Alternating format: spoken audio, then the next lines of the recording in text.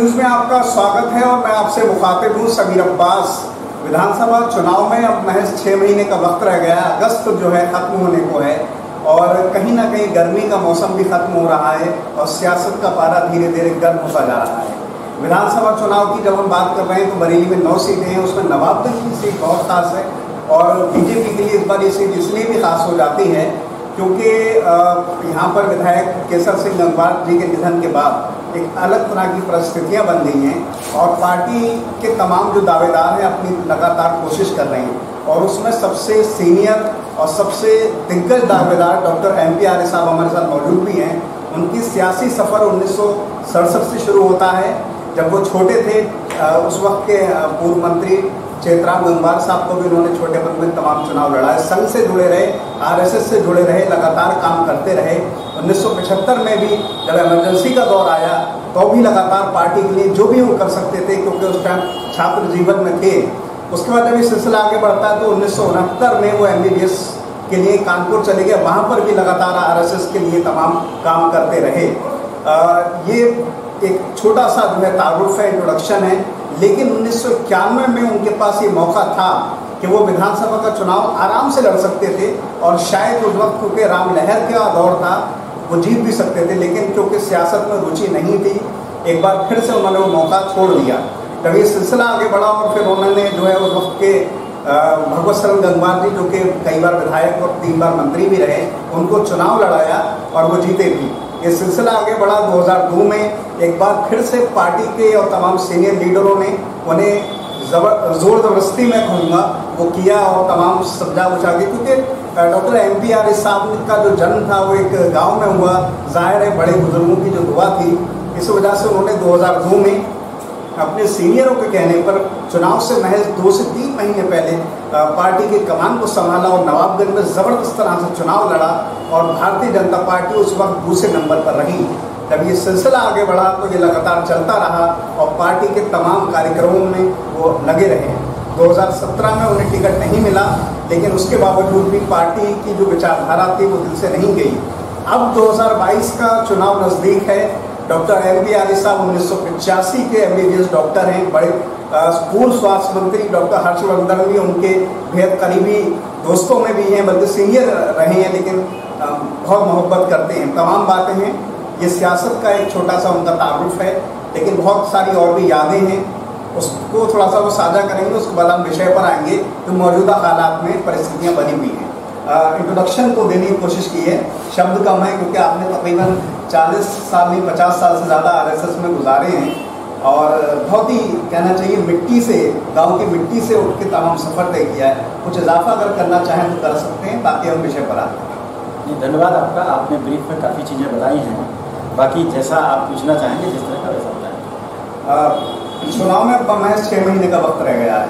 लगातार आप door to door जा रहे हैं, गांव में जा रहे हैं, लोगों से मिल रहे हैं और बड़ी मोहब्बत नज़र आती है। मैंने एक और चीज़ जो देखी कि आप उन गांव में भी गए जहां पर दूसरी जो उम्मीदवार हैं, भावी उम्मीदवार हैं, उनके वो भी, जैसे आप अहमदाबाद गए तो मैंने देखा वहाँ भी बड़ा इज्जत आपको मिली और दूसरे भावी उम्मीदवार भी थे, तो ये बड़ा अच्छी चीज़ नज़र आती है। किस तरह से देखते हैं आप?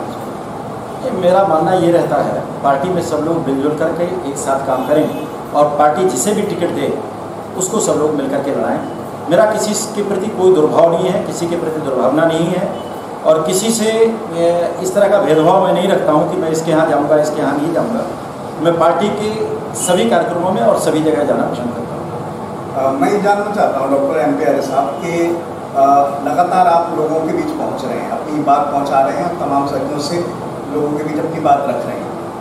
2022 को लेकर आप अभी मैंने देखा आप कल्याण सिंह जी के निधन हुआ था तो वहाँ पर भी गए थे। किस तरह का कोई संदेश मिलता है पार्टी की तरफ से, एक हौसला अफजाई? देखिए, कल्याण सिंह जी से तो मेरा जुड़ाव इसलिए और ज़्यादा है कि जब मैं आदर्श महाविद्यालय का सचिव हुआ करता था तब 1995-96 में माननीय कल्याण सिंह जी मुख्यमंत्री के रूप में आदर्श महाविद्यालय का उद्घाटन करने आए थे। मैंने एक फ़ोटो भी व्हाट्सएप पर शेयर किया है जिसमें मंच पर माननीय संतोष कुमार जी, माननीय कल्याण सिंह जी बैठे हुए हैं और मैं उस मंच पर बोल रहा था। तो वो यादें भी ताज़ा हो गई और उनकी अंत्येष्टि में ख़ास तौर से मैं भावुक होकर के इसीलिए गया था। मैं ये जानना चाहता हूँ, आप लगातार बरेली भी जाते रहते हैं, तमाम पार्टी के जो सीनियर लीडर हैं उनसे भी लगातार मुलाकात कर रहे हैं। किस तरह का आप नवाबगंज क्षेत्र की मैं बात करूँ, किस तरह का पार्टी की अगर हित की बात करूँ तो किस तरह का माहौल देखते हैं? नहीं, वातावरण निश्चित रूप से भारतीय जनता पार्टी के पक्ष में दिखाई दे रहा है और नवाबगंज से 100% भारतीय जनता पार्टी का ही विधायक बनेगा। जहाँ तक मैं अपनी बात करूँ तो मेरी सारी नेताओं से बातचीत चल रही है और मुझे तो पॉजिटिविटी नज़र आती है। बाकी तो जैसा पार्टी के लोग तय करेंगे उनका स्वागत करेंगे। जी, मैं एक थोड़ा सा सवाल बना के करना चाहता हूँ। 2017 पे एक बार फिर से जाना चाहता हूँ। उसके बाद से हालात परिस्थितियाँ बदली और एक बार फिर से आप बड़ी तेज़ी से लोगों के बीच पहुँच रहे हैं। क्या फ़र्क देखते हैं 17 और 22 के चुनाव को लेकर? देखिए, 2017 तक भारतीय जनता पार्टी का मैं अकेला नेता हुआ करता था नवाबगंज के अंदर। उस समय तक पार्टी की पूरी कमान मेरे हाथ में हुआ करती थी। ये एक अलग बात है, पार्टी की अपनी मजबूरियाँ होती हैं, पार्टी के अपने अलग नियम कानून हैं। पार्टी बड़े स्तर पर बड़ी बात सोचती है। हो सकता है किसी दूसरे वादे के कारण, किसी और मजबूरी के कारण से पार्टी ने मुझे टिकट ना देकर के किसी दूसरे को टिकट दिया। लेकिन वर्तमान परिस्थिति में चूँकि पार्टी के माननीय विधायक जी दिवंगत हो चुके हैं, तो अब कई सारे लोग दावेदारी कर रहे हैं। उनमें से मुझे भी उनमें ही शामिल किया जा रहा है फिलहाल। तो परिस्थितियाँ भिन्न हैं पहले से। जी, मैं एक दो सवाल और मैंने रह गए हैं। संतोष कुमार गंगवार से केंद्रीय मंत्री का जो है पद छीन लिया गया या उन्होंने इस्तीफा दे दिया, दो शब्द अलग अलग होते हैं लेकिन ये माना जाएगा। फिर उसके बाद उन्हें एक कमेटी का जिम्मेदारी दी गई है। और दूसरी, थोड़ा सा पहले अगर हम जाए, डॉक्टर राजेश अग्रवाल साहब से भी वित्त मंत्री का पद छीना गया। तो बरेली के एक बड़ी ताकत हुआ करते थे ये दोनों, उनसे पद छीनने के बाद आप इसको किस तरह से देखते हैं? क्योंकि आप नवाबगंज में नहीं बल्कि बरेली में भी बड़े जाना पहचान चेहरा रही हैं भारतीय जनता पार्टी। देखिए, ये दोनों लोग पार्टी के बड़े नेता थे, बड़े नेता हैं। बरेली के लिए क्या रोहिलखंड में दोनों बड़ी ताकतें हैं। अब ये पार्टी का नज़रिया है कि वो उनको क्या दायित्व देता है और क्या नहीं देता है, ये पार्टी के बड़े लोगों का विचार है, उनका सोचना है। इस पर बहुत ज़्यादा टिप्पणियाँ नहीं करूँगा। मैं जानना चाहता हूँ आगे का किस तरह के कार्यक्रम है, क्योंकि बूथ को मजबूत करने की बार बार बात हो रही है और लगातार पार्टी उस तरफ ध्यान दे रही है, नए नए वोटरों को बनाने की बात चल रही है। किस तरह की आगे की प्लानिंग है? देखिए, प्लानिंग पार्टी की तरफ से बराबर कार्यक्रम आ रहे हैं और व्यस्त कार्यक्रम है। बराबर पार्टी जो है चुनावी मूड में आ चुकी है और अभी फिलहाल जो कार्यक्रम चल रहा है वो मेरा बूथ सबसे मजबूत है और एक बूथ पर पार्टी की सही संरचना लेकर के बूथ अध्यक्ष से बूथ प्रभारी, बाकी बूथ की कमेटी और पन्नापूर्वक बनाने का काम फिलहाल चल रहा है।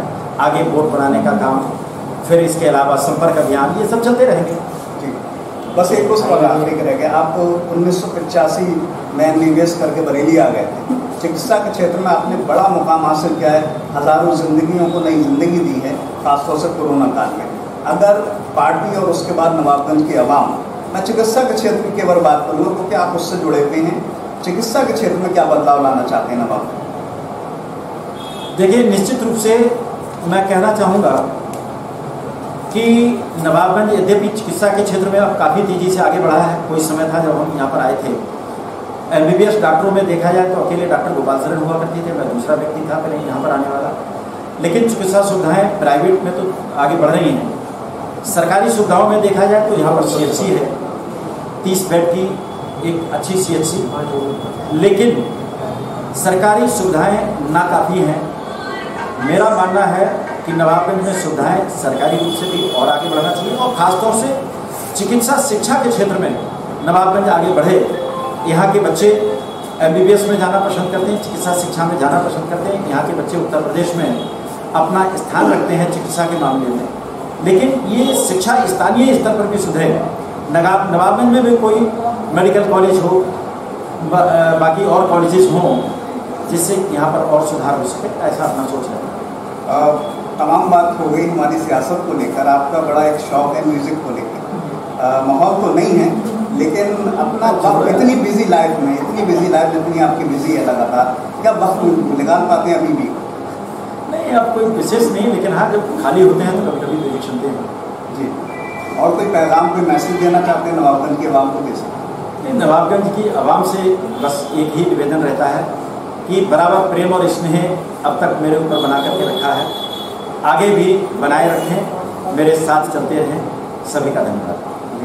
तो हमारे साथ थे डॉक्टर MP आर्य साहब, जो कि 1984 में उन्होंने MBBS पूरा कर लिया और उसके बाद नवाबगंज के क्षेत्र में था। नवाबगंज में चिकित्सा के ज़्यादा मुकाम नहीं थे तो उन्होंने आर्य अस्पताल की स्थापना की और वहाँ से तमाम लगातार बुलंदी मुकाम हासिल किए। 1967 से लगातार सियासत में जुड़े रहे और कई मौके ऐसा है जब वो पार्टी के मेन सदस्य के तौर पर टिकट के दावेदार, उनको दावेदारी दी गई, लेकिन उसके बावजूद सियासत में उनको जाने की रुचि नहीं थी और उसके बाद लगातार अब पूरी तरह से सक्रिय हैं, लगातार लोगों के बीच जा रहे हैं, बेहद इज्जत मिल रही है और पार्टी के हर सदस्य की, हर सीनियर और जूनियर लीडर की नज़र उन पर है कि वो क्योंकि पार्टी के वो सबसे दिग्गज नेता हैं। बहरहाल ये तो गर्व में छुपी बात है कि भारतीय जनता पार्टी किस तरफ सोचेगी, उनको टिकट देगी या नहीं देगी, लेकिन उनके अंदर जो जोश और जो जज्बा है वो यकीनन काबिल तारीफ़ है, क्योंकि वो जिस तरह से लगातार काम कर रहे हैं वो उनको बहुत आगे बढ़ाता है। और क्योंकि जाहिर सी बात है, एक गाँव की मिट्टी से निकलकर जो उन्होंने मुकाम हासिल किया है नवाबगंज के क्षेत्र में, वो बड़ी बात है। फिलहाल हमारी बहुत सारी शुभकामनाएँ हैं, वो इसी तरह से लगातार काम करते रहें और नौजवानों के लिए वो आदर्श के तौर पर लगातार बने रहें। फिलहाल इन तमाम बातों के साथ मैं समीर अब्बास, कैमरामैन सरताज हुसैन के साथ, अटल न्यूज़।